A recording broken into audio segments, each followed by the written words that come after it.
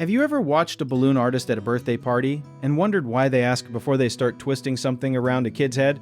That single question is the whole job. It is not just courtesy, it is the invisible contract that makes the whole event work. Event performers are basically small business owners wearing a costume, and their reputation lives or dies on how people feel after the interaction, not during it. A magician who grabs your hand without asking might nail the trick and still lose every referral that could have come from your table. Think of the performer's space like a bubble. They have one too, and respecting yours is how they protect theirs. The best entertainers treat every guest like a voluntary participant, not a prop they found in the room. Here is something wild. A lot of performers go through actual training just to read body language, because a crossed arm or a step backward is basically a billboard that says, "I am done here." Missing those signals is not just awkward, it is a professional foul. Face painters and caricature artists deal with this constantly because their whole job requires getting physically close to a stranger's face, which is already a lot to ask. The good ones narrate everything they are about to do before they do it, almost like a pilot listing safety features before takeoff. Nobody asked, but everyone feels better. Comedy performers walk the sharpest wire of all because humor that pokes at someone without permission can go from funny to humiliating in about 4 seconds flat. The rule most seasoned performers follow is simple. Punch at the situation, not the person sitting in the front row trying to eat their chicken. Children's entertainers operate under an entirely different and stricter set of expectations, where parental consent is basically built into every single move.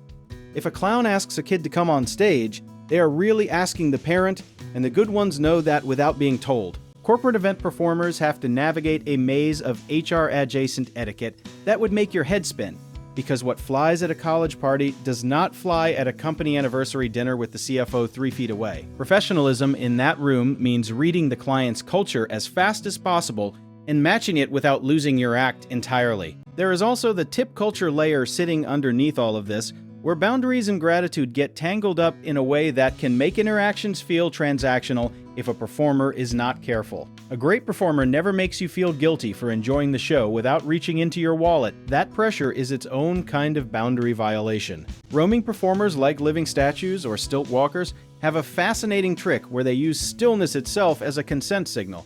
If they are not moving toward you, you are safe, and if you engage them, the interaction begins on your terms. It is almost like a nature documentary, where the creature waits for you to approach, and honestly, that metaphor is more accurate than it should be. Photo opportunity characters at events follow a whole internal code about where hands go, how long contact lasts, and how quickly they reset for the next guest. Theme parks have basically written the doctoral thesis on this, training performers for weeks on posing, spacing, and how to wrap up a hug before it gets weird. The vendors who book these performers carry responsibility too, because a client who hires a fire juggler for a kids' carnival without discussing crowd safety protocols has already made a boundary violation before anyone even lights a torch. Contracts, rider requirements, and pre-event walkthroughs exist precisely because professional performers treat logistics like safety equipment. What separates a memorable performer from a forgettable one is almost never the talent.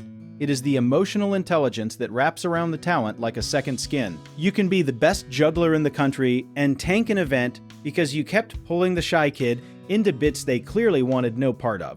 The beautiful irony is that the more boundaries a performer respects, the more freedom the audience gives them in return, and that is when the real magic actually happens. When people feel safe, they lean in, they laugh louder, and they tell everyone they know, and that word of mouth is worth more than any single booking fee.